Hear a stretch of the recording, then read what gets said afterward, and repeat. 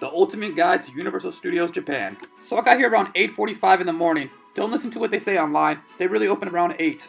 By the time I got there was really no line. I walked straight through the gates. I had a 4-ride fast pass with the set time to Mario World, so I decided to go to Harry Potter World first.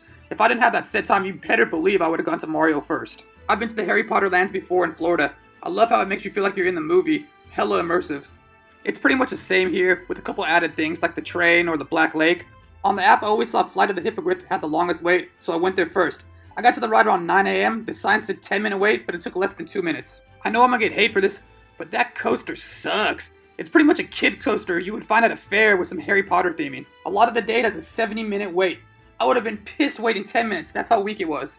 At least the next ride I had been on before in Orlando and love it. Harry Potter and the Forbidden Journey is half 4D simulator and half dark thrill ride. It was funny to me to hear Harry speak Japanese, but it was still fun. It said it had a 15-minute wait, but it only took 6. After that, I started feeling thirsty, and how can you go to Harry Potter Land without getting butterbeer? This was the longest line I had been on so far today. It took about 6 minutes and cost $5. If you like cream soda, you'll love this. Next went back towards Hollywood to Jujutsu Kaisen. Jujutsu Kaisen is exclusive to Universal Japan, and is a 4D simulator, kinda like the Shrek ride or Muppets at Disney. It's based off a popular anime. I don't watch anime, so I had no clue what the hell was going on, but it was still fun to see. The line said 20 minutes, but it only took about 15 to be seated. Outside the ride, they had a food stand, and I was starting to feel hungry. I tried the pizza bao bun and the passion fruit churro. The bao bun was horrible, one of the grossest things I've ever ate. I took 2 bites and was done. Luckily the churro was decent, had a lot of flavor, and got that gross taste out of my mouth. After that waste, I walked close by the New York area to ride Spider-Man the Ride. Spider-Man's a classic at the Florida parks and is similar to Transformers the Ride. It's a 4D simulator that moves you around in little cars. I rode the singles line. It said 15 minutes but only took 10. I was getting hungry again since I didn't eat that bao bun, so I walked over to San Francisco area. I got a fire chili cheese dog with chips on top before heading to Jurassic Park. Jurassic Park pissed me off because their main roller coaster, Flight of the Dinosaur, was closed for repairs. Luckily, Jurassic the Ride was still going. This is a classic from the Hollywood park. You ride in a boat looking at dinosaurs till the end when a T-Rex attacks you, and you go down a huge hill. Always a fun one to cool off on hot days. Said it was a 40-minute wait, but with my fast pass it only took 3 minutes. Figured stick with the water theme and headed to Amity Island to ride Jaws. I had never been on this ride in Orlando, and they don't have it in Hollywood, so I didn't know what to expect. It's a boat ride with live action, and the captain of the boat is an actress. It was awesome seeing her take shots at a shark. I gotta admit, it was a lot more exciting than I thought it was gonna be. The single rider line had me on in about 3 minutes. By now it was 12 and I was hungry again, so I headed back to the Jurassic Park area. I could smell those turkey legs like a velociraptor. It had a great smoky flavor and it was super meaty. The perfect protein snack for walking around this giant park. After refueling, I was ready to deal with some Minions. This is the first Minions land in the world, but Florida and Singapore are building theirs now as we speak. Main attraction here is the Despicable Me ride. They have this at a lot of different parks. It's a 4D simulator and actually pretty funny. They did a great job with the theming also. The one thing though is Deep Grill definitely does not sound the same in Japanese. The line said 45 minutes, but with my fast pass it only took 10. Next I was off to the Waterworld show. I've been going to this show in Hollywood since I was a little kid. It's funny how the show has really outlasted the movie.